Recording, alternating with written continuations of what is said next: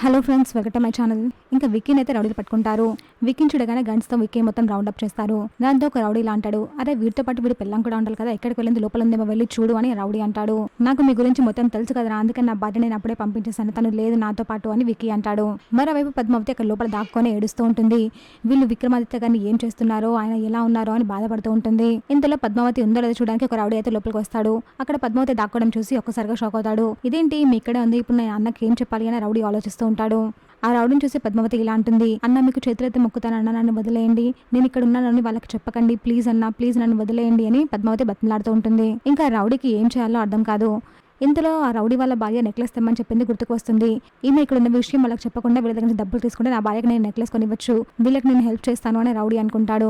ఇంకా బయటకు వెళ్ళి లోపల ఎవరు లేరు అని ఆ రౌడీ అబద్ధం చెప్తాడు.